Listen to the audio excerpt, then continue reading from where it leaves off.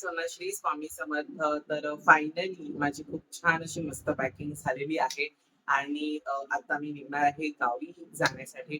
तर मला हेच तुम्हाला सुरुवातीचं म्हणजे आता व्हिडिओची आपली सुरुवात झालीच आहे, तर त्याच्यामध्ये मला तुम्हाला सोनाला एकच पहिले सांगायचं की गावी रेंज खूप कमी असते किंवा रेंज मिळणं खूप रेअर आहे तिकडे. तर व्हिडिओज खूप दिवसांनंतर तुमच्यापर्यंत पोहोचतील.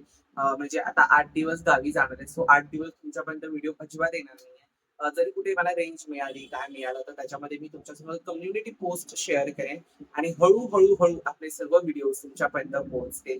कारण एकतर गावी नेटवर्क नसतं, काही खूप सारे इश्यूज असतात. सो त्याच्यामुळे मग तुमच्यापर्यंत व्हिडिओ पोहोचणं तेवढं होत नाही. आणि गावी सगळ्यात महत्त्वाचं ते म्हणजे वायफाय असतं. सो काय-काय ठिकाणी असतं, पण काय-काय जण घेतात, नाही घेत त्याच्यावरती आहे. सो वायफाय नसतं. तर म्हणून मग मी आणि एका व्हिडिओला कमीत कमी 8 जीबी 9 जीबी नेटवर्क तेवढं लागतं अपलोडिंग होण्यासाठी. तर म्हणून मग तेवढं नेटवर्क आपलं नॉर्मल रिचार्जमध्ये नसतं. सो मग म्हणून मी ते व्हिडिओ तुमच्यापर्यंत घरी आल्यावरती म्हणजे आता मी घरी गावानं जाऊन जेव्हा मी घरी येईन, सो मग तेव्हा मी तुमच्या सर्वांसोबत शेअर करणार आहे. आणि हळू मग आपले डेली कंटिन्यूअस व्हिडिओज येतील. जेवढे मी तीर्थक्षेत्र एक्सप्लोअर करणार आहे किंवा त्याच्यानुसार अजून काय-काय गोष्टी, तर तेवढे व्हिडिओ तुमच्यापर्यंत मी शेअर करेन. ओके. तर आता तात्पुरत्या वेळेसाठी म्हटलं की तुमच्यापर्यंत सुरुवातीच्या व्हिडिओमध्ये हे सर्व शेअर करू आणि जे काही ट्रॅव्हलिंग आहे सो ते पण मी तुमच्या सर्वांसोबत शेअर करणार आहे. आणि सगळ्यात महत्त्वाचं ते म्हणजे की गावी गेल्यावरती मला अजून पण 1-2 कमेंट त्याच्यावरती आले होते, की गावचं काय-काय छान-छान शेअर कर. पण जे काही फूड चांगलं-चांगलं बेस्ट मी घेतलंय किंवा विकत घेतलंय ते पण मी तुमच्या सर्वांसोबत शेअर करणार आहे.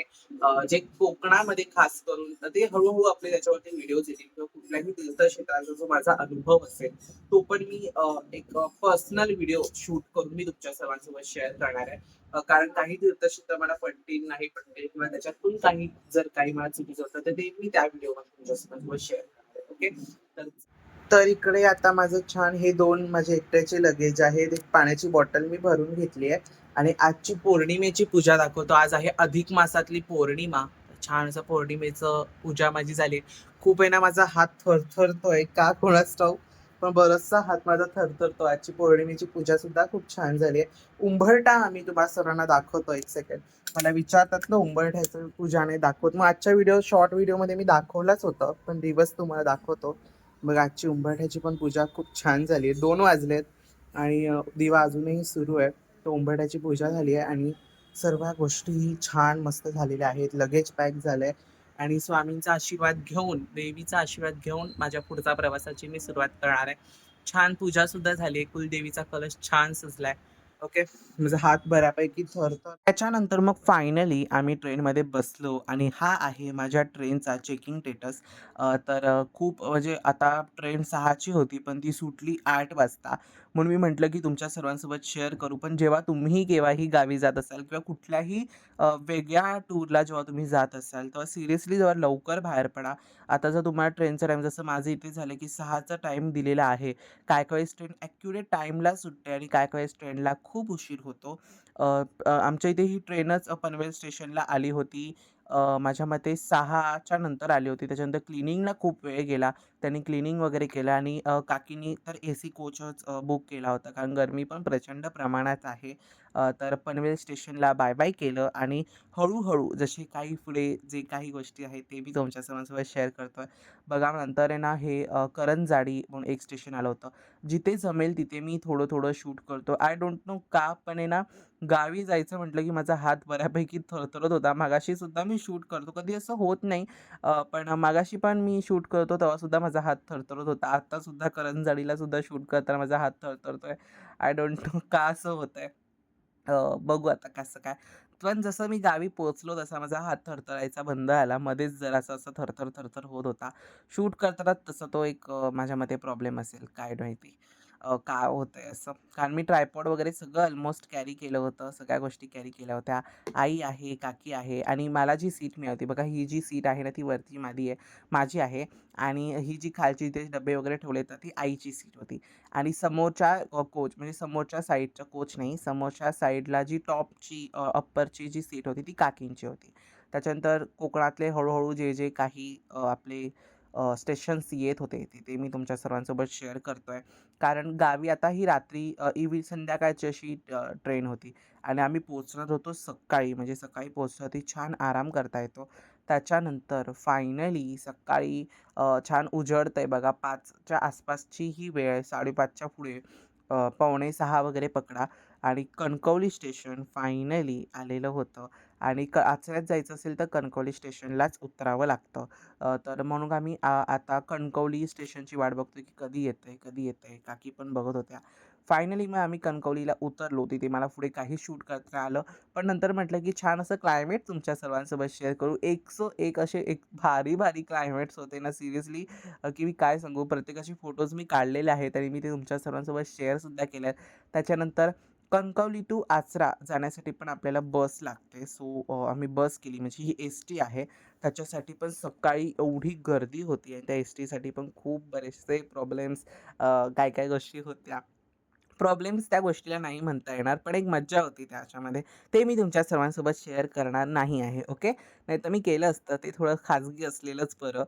त्याच्यानंतर आता आम्ही पोहोचलो, म्हणजे पोहोचतोय. कारण ना कणकवली स्टेशन टू आचरापर्यंत जायला कमीत कमी 1 तासाचं अंतर आहे. म्हणजे 1 तास कणकवली टू आचरा जायला लागतो. त्याच्यामध्ये पण हे असं सुंदर-सुंदर कोकणातली घरं, छान असं सुंदर क्लायमेट, त्याच्यानंतर थंडगार अशी हवा. गावी एक असा मोठा प्रॉब्लेम माझ्यासोबत झाला होता, म्हणजे आम्ही जिथे-जिथे फिरत होतो सिरियसली तिथे-तिथे जिथे मला गार अशी हवा लागली ना, थंडगार जशी एसीची आपल्या घरात असते. पण ती एआय फिल्टरेट असते. पण आता ही नैसर्गिक हवा आहे, नॅचरल हवा आहे. तर ती जेव्हा मला अशी थंडगार हवा लागली ना, की सिरियसली अशी झोप लागायची, की अक्षरशः मी डुलक्या काढायचो आणि अख्ख्या ट्रिपमध्ये जिथे कुठेही मला थंड हवा लागली, तिथे मी झोपाच काढत होतो. अगदी फुल ऑन माझ्या बहिणी टाइप मी झालो होतो, एवढं मला झोप लागत होती. कधी मला असं लागत नाही आणि जेव्हा येताना आता जेव्हा आम्ही घरी येत होतो ना, आता हे सर्व मी व्हॉईस ओव्हर वगैरे एडिटिंग वगैरे सर्व काही बेसिक लॅपटॉप्सवरनं किंवा त्याच्यानंतर मग मी घरी आल्यावर करतोय. त्याच्यानंतर मग आहे ना, मला ट्रेनमध्ये येताना घरी अजिबात झोप नाही लागली. सिरियसली म्हणजे मी थोडा-थोडा मध्ये-मध्ये झोपत होतो. पण जशी मला गावी असायला लागत होती, तशी मला अजिबात झोप लागत नव्हती. त्याच्यानंतर मग घरी आलो आणि छान असे मस्त आम्ही चहा ठेवला, छान दूध तापत ठेवलं आणि मस्त घरी आम्ही छान पहिला घरी आला चहा घेतला, की बरं वाटतं. म्हणजे जीवात जीव आल्यासारखं होतं म्हणून आम्ही पहिला चहा घेतला आणि आम्ही आता आल्या-आल्या पहिली तर मी मॅगी केली. छान मस्त मॅगी खायची होती. कारण नाश्ता पण आपण इतक्या पटकन काही करू शकत नाही. एकतर प्रवासाच्या ह्याच्यातनं आपण दमलेलो असतो आणि आपला जीव थोडासा वर-खाली होत असतो. म्हणून घरी आल्यावर छान थोडा आराम करायचा आणि मग त्याच्यानंतर मग आम्ही थोडा आराम केला. अंघोळ वगैरे केली. सर्व गोष्टी उरकल्या. गावी ना गरमी प्रचंड प्रमाणात होती. खूप म्हणजे खूपशी बघा तुम्हाला माझी पाठसुद्धा अशी ओलसर दिसत असेल. कारण गावी गरमी खूप होती. आता म्हणजे काकींच्या किचनमध्ये तर फॅन होता, तो तर सुरूच होता. पण तरी पण गरमी आणि ऊन इतकं प्रचंड प्रमाणात होतं. त्या गॅसच्या शेगडीकडे बघा तुम्ही, की तिथे ऊन किती आहे. जरी मी गॅस ऑन केला, तरी ते मला समजत नव्हतं, की गॅस सुरू झालाय की नाही सुरू झालाय. असं वाकून भांडं ठेवून मग वाकून चेक करायचं, "हां बाबा, आता गॅस सुरू झालाय." तर एवढे सगळे काय-काय गोष्टी नाकीनऊ येत होते आणि गरमी प्रचंड होत होती. इतकी गरमी होत होती ना, माझी पाठ बघा कशी घामाने ओली झाली आहे आणि पूर्ण मी अरे त्याच्यामध्ये मीच नाही, काकी, आई आम्ही एवढे गरमीने त्रस्त झालेलो. 1-2, 2-2, 3-3 फॅन्स म्हणजे एक सीलिंग फॅन, त्याच्यानंतर 2 टेबल फॅन आम्ही लावून झोपायचो. एवढं गावी प्रचंड प्रमाणात गरम होत होतं. आता मी मॅगी करतो तर छान असा कांदा, टोमॅटो घालून मॅगी करू म्हटलं. का आराम वगैरे झाला होता. थोडी ही हे हे जो हे कपडे मी घातलेत ना, ते अंघोळ केल्यानंतरचे कपडे आहेत. अंघोळ वगैरे केली मी थंड पाण्याची आणि त्याच्यानंतरही तरी पण बघा मला किती घाम आलाय. म्हणजे तुम्ही विचार करा, की किती गरमी असेल गावच्या ठिकाणी म्हणजे आचरा, कोकणातमध्ये किती गरमी असेल. पण आम्ही ज्या दिवशी निघालो म्हणजे आता आमची रविवारच्या तिकीट्स होत्या आणि आज आहे मंगळवार. तर त्याच्या आदल्या दिवशी शनिवारी वगैरे इतका पाऊस पडला, खूप म्हणजे खूप पाऊस पडला आणि मध्ये-मध्ये ना मला घाम पुसतच राहावं लागायचं. एवढं गरम गावी होत होतं. म्हणजे आता मी तर म्हणेल की जेवढी मुंबईमध्ये गरमी नसेल ना, त्याच्यापेक्षा जास्त गरमी गावी होती असं मला वाटतं. त्याच्यानंतर आता छान मॅगी करूया आपण. जशी मी आता तेवढे काही इन्ग्रीडियंट्स माझ्याकडे अवेलेबल नव्हते, की मी सगळंच आता घालत बसेन. नाहीतर तुम्हाला माहिती आहे आपली मॅगीची रेसिपी कशी असते ती. पण आता जेवढे इन्ग्रीडियंट्स अवेलेबल होते म्हणजे प्याज, टमाटर तेवढं होतं तेवढंच मी त्यामध्ये घातलं आणि ट्रायपॉड वगैरे सगळं ऑलमोस्ट घेऊन फिरत होतो मी.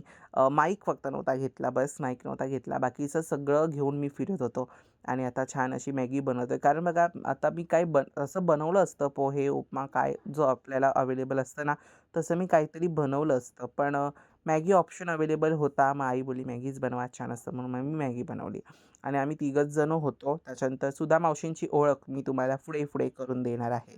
जशा त्या तुम्हाला दिसतील ना, तशा मी तुमच्या सर्वांसोबत शेअर करणार. लास्ट ट्रिपमध्ये म्हणजे मी लास्ट शिर्डीला जेव्हा गेलो होतो, तर त्याच्यामध्ये दीप्ती एक मुलगी होती. तर त्यांचीच आई आमच्यासोबत होती. तुम्ही तिला ओळखत असाल बरं का. त्या कमेंट्स वगैरे तुम्ही तिथे जाऊन चेक करा त्या व्हिडिओच्या, मग तुम्हाला समजेल. तुम्ही तिला नक्की ओळखत असाल किंवा पुढच्या व्हिडिओजच्या कमेंट्स वगैरे चेकआउट करा. काही वेळेस मी त्याच कमेंट्स बघून स्वतःसुद्धा हसत असतो. असू दे.